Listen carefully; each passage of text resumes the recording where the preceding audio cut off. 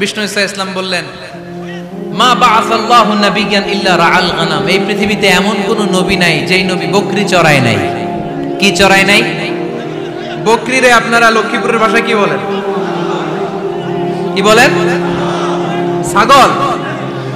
তো পৃথিবীতে এমন কোন নবী নাই যেই নবী কি চড়ায় নাই? ছাগল চড়ায় নাই। সাহাবারা বললেন, ইয়া রাসূলুল্লাহ আনতা কাযালিক? আপনিও ছাগল চড়াইছেন? বিষ্ণু ঈসা ইসলাম বললেন, না, আমিও ছাগল চড়িয়েছি। ওয়া ইন্নী আরআহা আলা কারারিতি আহলি মক্কা। আমি তো মক্কাবাসীদের অল্প কিছু পয়সার বিনিময়ে তাদের ছাগলগুলোকে চড়িয়ে দিতাম। সুবহানাল্লাহ পড়বেন না? বিষ্ণু ঈসা ইসলাম ছাগল চড়াতেন। ছাগল চড়ানো সহজ কাজ না কঠিন কাজ? কেন কঠিন এটা? হ্যাঁ, টেরা খুঁটি মারে। হ্যাঁ, তো ছাগল যারা পালে তারা জানে ছাগল পালা কত কষ্ট। ওরে ডানে টান দিলেও কই যায়, রশি ধরে বায়ে টান দিলে কই যায়, সামনে টানলে কই যায়, পিছনে টানলে কই যায়। সারা সপ্তাহ আপনি সময় পান না এটার গোসল করাবেন। ভাবলেন আজকে জুমার দিন আমিও গোসল করি, এটারও গোসল করাই। এটারে আপনি পুকুর ঘাটে নিবেন, টান দিয়েছেন, ওর বাপের কিরা ও 1 ইঞ্চিও সামনে যাবে না। ঠিক কি না? এই টেরা প্রাণী আল্লাহর কি মহিমা। আল্লাহ তাআলা পৃথিবীর সবচেয়ে শ্রেষ্ঠতম মানুষদেরকে ছাগল চড়িয়ে ছেড়েছেন। ঠিক কি না? মা বাআসাল্লাহু নাবিয়্যান ইল্লা রাআল গানাম। এই পৃথিবীতে এমন কোন নবী ছিল না যে নবীরা ছাগল চড়ায় নাই। আল্লাহ বুঝাতে চাইলেন ছাগল চড়ানো অনেক কষ্টের কাজ, অনেক ধৈর্যের প্রয়োজন। এখন নবীরা তোমরা ছাগল চড়াও, কিছুদিন পর ছাগলের চেয়েও টেরা জাতি মানুষ চড়াইতে হবে। মানুষের মধ্যেও টেরা আছে না নাই?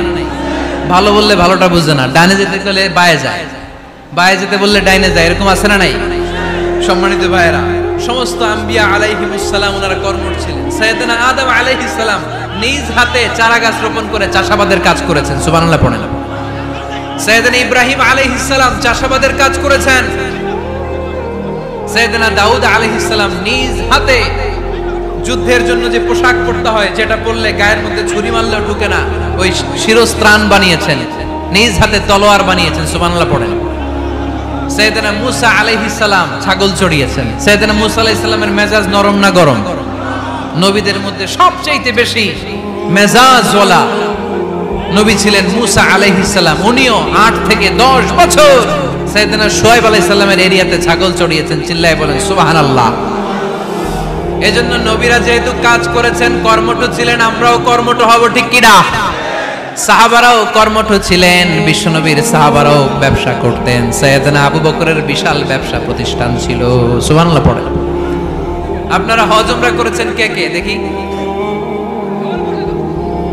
করছেন? মাশাআল্লাহ। যারা করে নাই আল্লাহ তাদেরকে আল্লাহর ঘর জিয়ারতের তুমি নসিব করো। বিশ্বনবীর মাকবারার সামনে দাঁড়িয়ে আমরা যেন সালাম পেশ করতে পারি, তুমি নসিব করো। বাইতুল্লাহ শরীফে এবং মসজিদ নববীতে আমরা যেন সালাত আদায় করতে পারে, আল্লাহ তুমি নসিব করো। সাইয়েদনা আবু বকর রাদিয়াল্লাহু তাআলা আনহুর ব্যবসা প্রতিষ্ঠান ছিল মক্কার কাবা ঘরের পাশেই।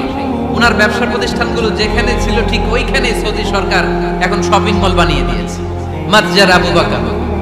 মক্কা শহরের যেখানে বহিরাগতরা এসে ওখানে ছাগল, ওখানে ঘোড়া, উট এগুলো রাখতো, আস্তাবল রাখতো। ঘোড়া আর উট যেখানে রাখা হতো ঠিক ওই জায়গায় সৌদি সরকার ওটার পার্কিং লট বানায় দিয়েছে।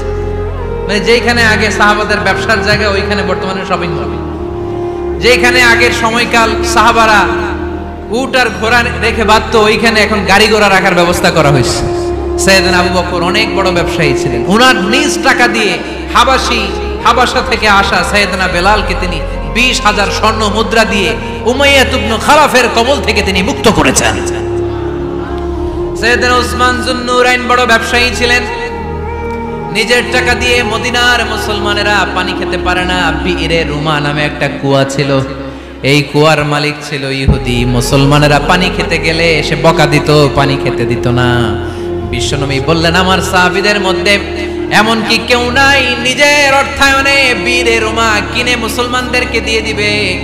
সাইয়েদনা উসমান যুন্নুরাইন বলল, ইয়া রাসূলুল্লাহ আপনার খেদমতে আমি হাজির। মুহূর্তের মধ্যে সাইয়েদনা উসমান যুন্নুরাইন নিজের অর্থায়নে বিইরে রুমাটা কিনে মুসলমানদের জন্য সদকা করে দিয়েছে। তো ব্যবসা না করলে, কর্মঠ না হলে, উপার্জন না হলে সদকা করা যাবে? চিল্লায় বলেন করা যাবে? সুনানে তিরমিজির বর্ণনা, বিষ্ণু ঈসা ইসলাম মক্কা থেকে যত সাহাবারা হিজরত করে মদিনায় এসেছে, মদিনাতে কোন না কোন সাহাবার সাথে বিশ্বনবী ভ্রাতৃত্বের বন্ধনে আবদ্ধ করে দিয়েছে। সুবহানাল্লাহ পড়েন। এজন্য মক্কা থেকে যারা এসেছে এদেরকে বলে মুহাজির, এদেরকে কি বলে? আর মদিনায় যারা ছিল এদেরকে বলে আনসার, এদেরকে কি বলে? আওয়াজ করে উত্তর দিবেন। মক্কা থেকে যারা এসেছে তাদের নাম মুহাজির, আর যারা মদিনার সাহাবী তাদের নাম আনসার। আজকে এই মাহফিলে লক্ষ্মীপুর এর বাইরে থেকে কারা কারা আসছেন দেখি?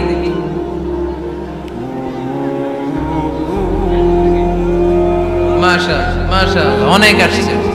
আল্লাহ ভাইদেরকে তুমি কবুল করো, হাত নামান। এই যে লক্ষ্মীপুরের বাইরে থেকে যে ভাইরা আসছে তারা লক্ষ্মীপুরের মেহমান, ঠিক কিনা? মক্কা থেকে হিজরত করে যে সমস্ত সাহাবারা এসেছিল তারা ছিল মদিনার মেহমান। বিশ্বনবী এক এক মক্কার সাহাবীকে মদিনার এক এক সাহাবীর সাথে ভ্রাতৃত্বের বন্ধনে আবদ্ধ করে দিলেন। আব্দুর রহমান ইবনে আউফ রাদিয়াল্লাহু তাআলা আনহু, ওনার সাথে ভ্রাতৃত্বের বন্ধনে যে সাহাবীকে বিশ্বনবী আবদ্ধ করে দিলেন ওনার নাম হচ্ছে সাআদ ইবনে রাবিয়া। কি নাম? মদিনার অনেক বড় ব্যবসায়ী। বিশ্বনবী বললেন, ও আব্দুর রহমান ইবনে আউফ,